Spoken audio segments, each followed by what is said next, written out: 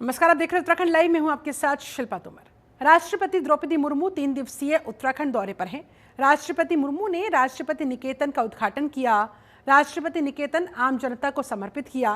राज्यपाल lieutenant general Gurmeet Singh और उत्तराखंड के मुख्यमंत्री पुष्कर सिंह धामी इस दौरान वहां मौजूद रहे। इसके बाद राष्ट्रपति द्रौपदी मुर्मू ने NIE-PVT में छात्रों से संवाद भी किया। राष्ट्रपति ने छात्रों को स्मार्ट एक्सेस किट और लो विजन ग्लासेस वितरित किए। राष्ट्रपति मुर्मू उस वक्त भावुक हो गई जब राष्ट्रीय दृष्टि दिव्यांगजन सशक्तिकरण संस्थान के विद्यार्थियों ने एक गीत के माध्यम से उनको जन्मदिन की शुभकामनाएं दी। राष्ट्रपति द्रौपदी मुर्मू ने अपने संबोधन में सभी का धन्यवाद करते हुए NIE-PVT छात्रों को शुभकामनाएं दी और ये बताया कि ये पहला मौका नहीं है जब वो अपना जन्मदिन दिव्यांगजनों के साथ मना रही है। इससे पहले साल 2023 में भी उन्होंने इसी तरह से अपना बर्थडे मनाया था। राष्ट्रपति मुर्मू ने सभी छात्रों को जीवन में आगे बढ़ने के लिए प्रेरित किया और इस बात पर जोर दिया कि इन बच्चों को दया की नहीं बल्कि सहयोग की आवश्यकता है। इनकी प्रतिभा को प्रकाशित करने में सभी को सहयोग देना चाहिए। सबको आगे इनकी मदद के लिए आना चाहिए। ये केवल सरकार की नहीं बल्कि हम सब की जिम्मेदारी बनती है। लोगों का भी दायित्व बनता है कि वो दिव्यांगजनों के प्रति संवेदनशीलता बरते और उनको अपना यथासंभव सहयोग दे।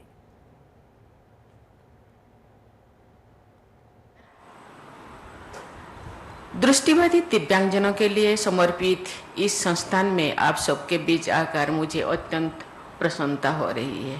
दृष्टिबाधित लोगों को शिक्षण तथा प्रशिक्षण प्रदान करने और उन्हें रोजगार उपलब्ध कराने वाले के साथ साथ समाज को उनके प्रति जागरूक बनाने में योगदान के लिए मैं इस संस्थान से जुड़े सभी लोगों की बहुत बहुत सराहना करती हूँ। किसी देश या समाज की प्रगति का अनुमान इस बात से लगाया जा सकता है कि उस समाज के लोगों द्वारा दिव्यांगजनों के साथ कैसा व्यवहार किया जाता है। भारत का इतिहास संवेदनशीलता एवं समावेशिता के प्रेरक प्रसंगों से भरा पड़ा है। देश की पहली आदिवासी महिला राष्ट्रपति द्रौपदी मुर्मू आज अपना जन्मदिन मना रही है। द्रौपदी मुर्मू का जन्म 20 जून 1958 को ओडिशा के मयूरभंज जिले के एक छोटे से गांव ऊपरबेड़ा में हुआ था। वो संथाल जनजाति से बिलोंग करती हैं। राष्ट्रपति मुर्मू के जन्मदिन के मौके पर मुख्यमंत्री धामी ने भी उन्हें बधाई दी। CM धामी ने एक्स पर पोस्ट करते हुए लिखा, सहजता, सरलता, सौम्यता और महिला सशक्तिकरण की प्रतिमूर्ति आदरणीय राष्ट्रपति महोदया द्रौपदी मुर्मू जी को जन्मदिन की हार्दिक बधाई और शुभकामनाएं। प्रभु बद्री विशाल से आपके सुदीर्घ उत्तम स्वास्थ्य और मंगलमय जीवन की कामना करता हूं, प्रार्थना करता हूं।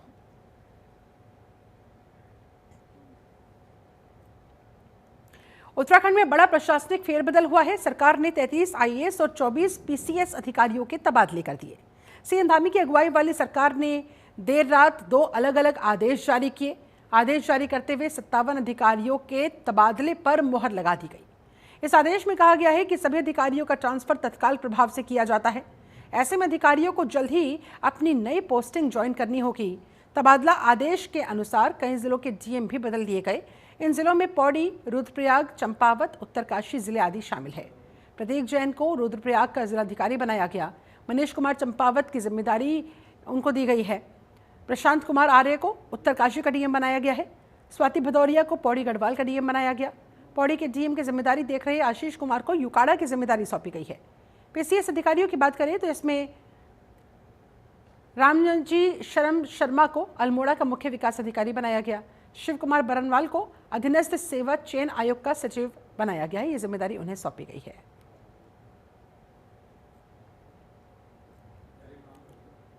केंद्रीय गृह मंत्री अमित शाह की अध्यक्षता में 24 जून को वाराणसी में 25वीं मध्य क्षेत्रीय परिषद की बैठक होगी।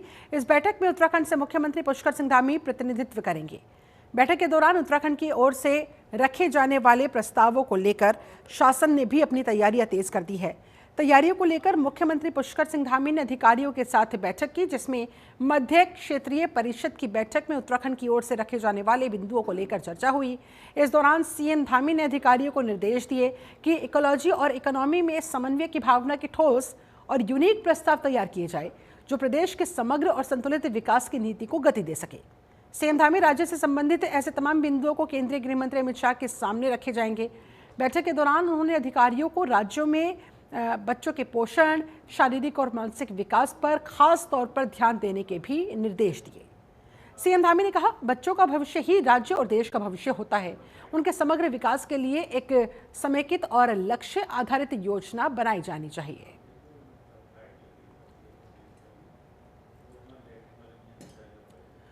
उधर प्रदेश में हेलीकॉप्टर संचालन के लिए एसओपी बनाने के लिए गृह सचिव की अध्यक्षता में समिति गठित की गई। ये समिति यानी कि कमेटी 15 अगस्त तक अपनी विस्तृत रिपोर्ट तैयार करने, अपनी सिफारिशें शासन को सौंपने के लिए इससे कहा गया है। सचिव पर्यटन के आदेश पर गठित इस समिति में 10 सदस्य होंगे। उत्तराखंड नागरिक उड्डयन विकास प्राधिकरण की सीईओ के सदस्य सचिव होंगी। सचिव नागरिक उड्डयन विभाग, सचिव आपदा प्रबंधन, महानिदेशक डीजीसीए, विमान दुर्घटना जांच ब्यूरो, मौसम विभाग से नामित अधिकारी, केंद्र सरकार के हवाई क्षेत्र प्रबंधन के अधिशासी निदेशक, केंद्र सरकार के हवाई क्षेत्र यातायात प्रबंधन के अधिशासी निदेशक के अलावा डीजीसीए, यूकाडा की ओर से नामित एक हेली सेवा ऑपरेटर और पायलट भी इसमें मेंबर्स रहेंगे। इस कमेटी में हेलीकॉप्टर दुर्घटनाओं के कारणों का विश्लेषण करने के साथ साथ भविष्य में इस तरह की कोई भी दुर्घटना ना होने पाए, कैसे उनकी रोकथाम की जा सकती है, इसको लेकर कमेटी को कहा जाएगा कि रिपोर्ट तैयार करें।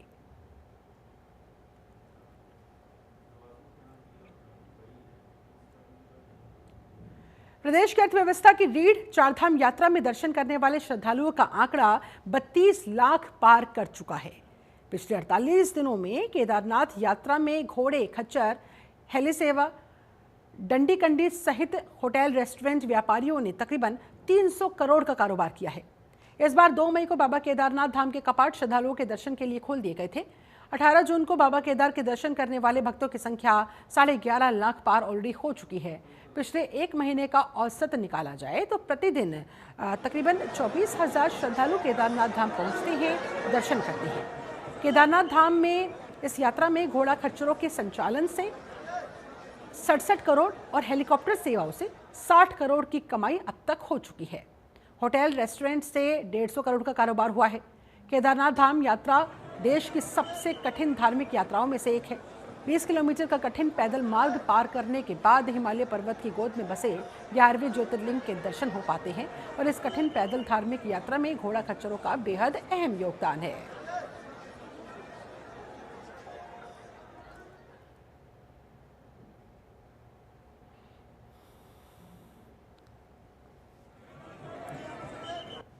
और आइए देखिए ग्राफिक्स के माध्यम से आपको बताते हैं कि स्थानीय लोगों की किस्मत केदारनाथ यात्रा में कैसे चमक उठी है। घोड़ा खच्चर संचालन से 67 करोड़ रुपए की आय हुई है। केदारनाथ यात्रा में 300 करोड़ का कुल मिलाकर कारोबार अब तक हो चुका है। केदारनाथ हेली सेवा से 60 करोड़ का कारोबार होने की जानकारी सामने आ रही है, ये आंकड़ा सामने आ रहा है। इसके अलावा डंडी कंडी की सेवा भी वहाँ पर दी जाती है, उससे 2 करोड़ की कमाई अब तक हो चुकी है। टैक्सी संचालन से 14 करोड़ की आय अब तक हो चुकी है। पिछले 48 दिनों के आंकड़े हमारे सामने हैं। होटल प्रतिष्ठानों ने भी, रेस्टोरेंट्स ने, होटल्स ने यहाँ पर तकरीबन 150 करोड़ का कारोबार अब तक कर लिया है। और अभी देखिए ये यात्रा और भी होगी और भी श्रद्धालुओं का जमावड़ा यहाँ पर लगेगा। यह आंकड़ा अभी और बढ़ने की उम्मीद है।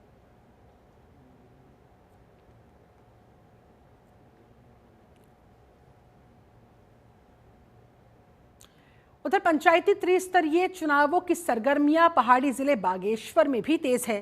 प्रदेश सरकार द्वारा पंचायती सीटों पर तय किया गया आरक्षण बागेश्वर के ग्रामीणों को रास नहीं आ रहा। बागेश्वर जिले के तीनों ब्लॉक में आरक्षण पर दर्ज बड़ी संख्या में आपत्तियों में हुई सुनवाइयों से ग्रामीणों में भारी असंतोष है। पंचायती सीटों में आरक्षण पर दर्ज आपत्तियों की सुनवाई में पहुंचे ग्रामीणों का कहना है कि आरक्षण तय करने में प्रदेश सरकार द्वारा बागेश्वर जिले की अधिकतर ग्राम पंचायतों में महिलाओं को उम्मीदवारी का दोबारा मौका दिया गया है। पहाड़ में महिलाओं को पंचायती व्यवस्था में अधिक मौके देकर प्रधान पतियों का एक तरफा राज पहाड़ों के गांव में इस समय चल रहा है। हमारे वहाँ ग्राम पंचायत गाजीपुर से आए हुए हैं। हमारे वहाँ महिला सीट दोबारा रिपीट हो गई थी, तो इसमें जनता में आक्रोश था, हमने आपत्ति लगाई थी, जिसमें कुछ दुआ नहीं हो पा रहा है। अब आगे की प्रक्रिया पता नहीं क्या होती। अब हम चाह रहे थे कि महिला आरक्षित, क्योंकि 80 वर्ग का वो रहा ना हमारे वहाँ, उनको नहीं मिल पा रहा मौका। हम 80 महिला चाह रहे थे। और जो कि सामान्य महिला 2 बार रिपीट हो चुकी है। बात अगली बड़ी खबर की। हरिद्वार रुड़की विकास प्राधिकरण की अहम बोर्ड बैठक गढ़वाल कमिश्नर की अध्यक्षता में संपन्न की गई। इस मीटिंग में हरिद्वार और रुड़की के नए मास्टर प्लान पर सहमति बनी है, जिसे अब सार्वजनिक किया जाएगा और विभिन्न विभागों में इसे रखकर आपत्तियां आमंत्रित की जाएंगी। गढ़वाल कमिश्नर ने स्पष्ट किया कि मास्टर प्लान के साथ साथ लैंड यूज को लेकर भी ठोस फैसले लिए गए हैं।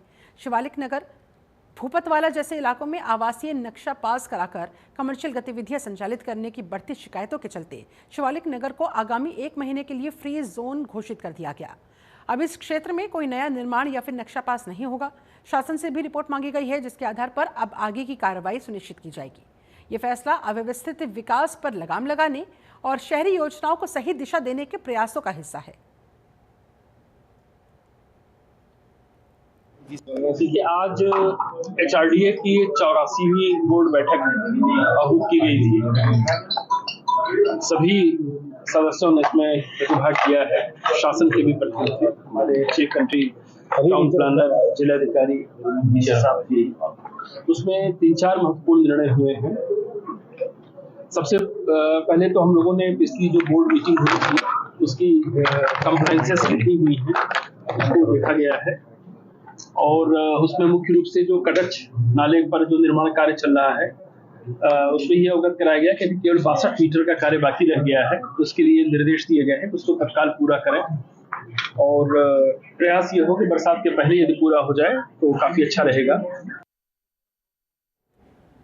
उधर आगामी कावड़ मेले को लेकर पुलिस ने अपनी कमर कस ली है। रुड़की में उत्तराखंड और यूपी पुलिस ने कावड़ यात्रा को लेकर एक संयुक्त समन्वय बैठक की, जिसमें मुजफ्फरनगर और सहारनपुर जिले के कई थानों के प्रभारी, चौकी प्रभारियों के साथ ही सीओ भी इंटरस्टेट बैठक में शामिल हुए। बैठक में कावड़ मेले के दौरान ट्रैफिक व्यवस्था और रूट डायवर्जन समेत मुख्य कार्यक्रमों के दौरान पुलिस ड्यूटी और ट्रैफिक को सुचारू रूप से चलाने को लेकर चर्चा की गई। साथ ही डीजे को लेकर पूर्व के नियमों को कैसे लागू किया जाए, इस पर भी चर्चा हुई है, ताकि यूपी और उत्तराखंड जिलों के पुलिस अधिकारी आपसी समन्वय के साथ इस पर काम कर सके। इस पर गहन मंथन किया गया है कि कैसे कोऑर्डिनेशन स्थापित किया जा सकता है।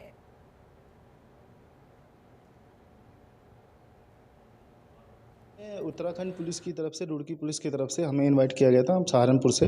तो हमने जो एक संयुक्त रूप से जो बैठक की, उसमें जो पिछली बार कांवड़ यात्रा हुई थी उसमें जो समस्याएं आई थी उसके बारे में डिस्कस किया गया, और जिसमें जो कमी थी उसको इस बार वो गलती ना हो या वो कमियां ना रहें, उसके लिए हम लोगों ने आपस में बातें की हैं।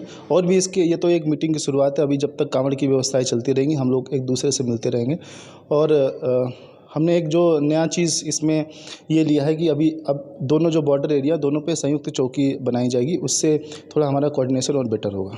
तो हम आशा करते हैं इस बार का कांवड़ पहले की तो पिछली बार की तुलना से और अच्छा होगा। समस्याएं जो होती हैं, पिछली बार देखा गया है कि जैसे एक तो ट्रैफिक जो डाइवर्जन वाला इशू होता है, वो डाइवर्जन को और अच्छे से फॉलो करवाया जाएगा, और बाकी जो कोऑर्डिनेशन जैसे बात करने में जो थोड़ा सा चैनल होगा वो अच्छे से हम इम्प्रूव करेंगे। कि में एक समन्वय मीटिंग की गई है, जिसमें उत्तराखंड पुलिस के जो भी पुलिस उपाधीक्षक और थाना अध्यक्ष और चौकी इंचार्ज और हमारे क्षेत्र के भी जो बॉर्डर के हैं जो थाने पड़ते हैं उनके अधिकारी सब आए थे, और समन्वय मीटिंग हुई कि कांवड़ को किस तरह सुचारू रूप से हम करा सकें। और ये आपस में कोऑर्डिनेशन भी बहुत आवश्यक है कांवड़ के रेस्पेक्ट में, तो उसी के सिलसिले में एक समन्वय मीटिंग भी बहुत अच्छे से हुई। आपस में हमने सुझाव, एक दूसरे को सुझाव दिए भी हैं, और ये व्यवस्था आगे भी चलती रहे, और चौकी इंचार्ज लेवल तक और सिपाही तक आपस में कोऑर्डिनेशन दोनों राज्यों की पुलिस का रहे, उसके संबंध में मीटिंग रही, काफ़ी अच्छी रही। आगे भी इस तरह की मीटिंग और होती रहेंगी, जिससे समन्वय बन के। उत्तराखंड में आगामी दिनों में होने वाले त्रिस्तरीय पंचायत चुनाव को लेकर कांग्रेस ने भी अभी से अपनी तैयारियां पूरी कर ली है। सभी जगह के लिए प्रभारी नियुक्त कर दिए गए। कांग्रेस के प्रदेश अध्यक्ष करण माहरा ने त्रिस्तरीय पंचायत चुनाव को लेकर कहा कि कांग्रेस एकजुट है, एकजुट होकर हम चुनाव लड़ेंगे। सभी वरिष्ठ नेता सामूहिक नेतृत्व के साथ इस चुनाव में हिस्सा लेंगे।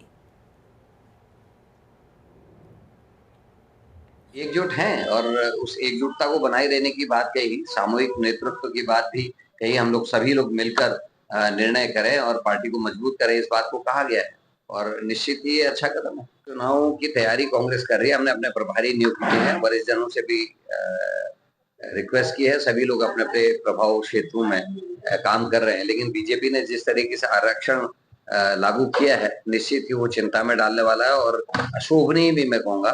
कई सीटें लगातार 10 साल से ज्यादा होने के बाद भी अनारक्षित है और कई जगह जहां आरक्षित थी वो आज भी आरक्षित है।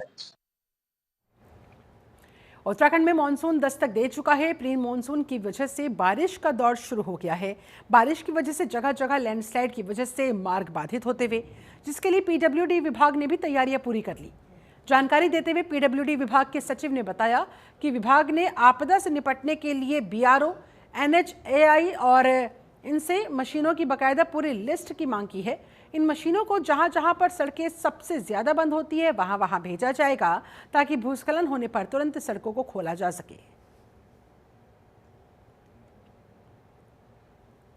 प्रदेश में क्योंकि बारिश प्री मानसून का जो बारिश है वो होना शुरू हो गया है, हमारी टीम भी पूरी एक्टिवेटेड है और जहां पे भी हमें खबर मिलती है कि कोई रोड पे कोई मलबा आ गया या इमीडिएटली मशीन भेज के उसको हम लोग चालू कर रहे हैं और प्रयास यही रहता है कि जो जन सामान्य है उसको कम से कम असुविधा हो और रोड कम से कम समय के लिए बंद हो। उत्तरकाशी जिले के राजस्व ग्राम ओडाटा के मोरातोक स्थित गुजर बस्ती में दर्दनाक हादसा हो गया। घर की दीवार गिरने से एक ही परिवार के 4 सदस्यों की मौत हो गई। राजस्व, एसडीआरएफ और पुलिस की टीम मौके पर पहुंची। मलबे में दबने की वजह से चारों की मौके पर ही मौत हो गई। घटना के बाद स्थानीय लोगों में नाराजगी है। सूचना मिलते ही राजस्व, एसडीआरएफ की टीम, पुलिस की टीम वहां मौके पर पहुंची। वहां फिर रेस्क्यू ऑपरेशन शुरू किया गया। एसडीआरएफ की टीम ने मलबे में दबे चारों के शवों को बाहर निकाला। सीएम धामी ने भी इस हादसे पर दुख जताते हुए पोस्ट करते हुए लिखा है कि उत्तरकाशी के ओडाटा गांव में दीवार गिरने से 4 लोगों की हताहत होने का अत्यंत दुखद समाचार प्राप्त हुआ। ईश्वर से प्रार्थना है कि दिवंगत लोगों की आत्मा को श्री चरणों में स्थान और परिजनों को असीम दुख सहने की शक्ति प्रदान करे।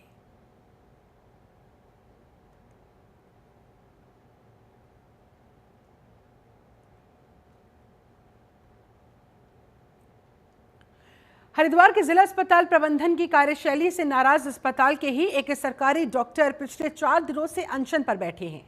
दरअसल जिला अस्पताल की बिल्डिंग के जर्जर होने की वजह से इसको ध्वस्त कर अस्पताल का नवनिर्माण किया जाना है। इसी को लेकर जिला अस्पताल में मेडिकल ऑफिसर के पद पर तैनात डॉक्टर विकासदीप जिला अस्पताल के बराबर एक जगह पर अनशन के लिए बैठे हुए हैं और इसी के ठीक बगल में बनकर तैयार हुई 6 मंजिला अस्पताल की बिल्डिंग में शिफ्ट करने की डॉक्टर मांग उठा रहे हैं। डॉक्टर के मुताबिक सीनियर अधिकारियों की मनमानी हो रही है, लापरवाही हो रही है, जिसके चलते उनकी बात को अनसुना किया जा रहा है और उनका ट्रांसफर भी जबरदस्ती इसी वजह से पौड़ी में कर दिया गया ताकि वे 4 दिनों से अनशन पर बैठे हैं अपने आप उठकर चले जाए। हालांकि गुरुवार को उनके अनशन का आखिरी दिन है और इसके बाद वो पौड़ी में ड्यूटी को ज्वाइन लेंगे।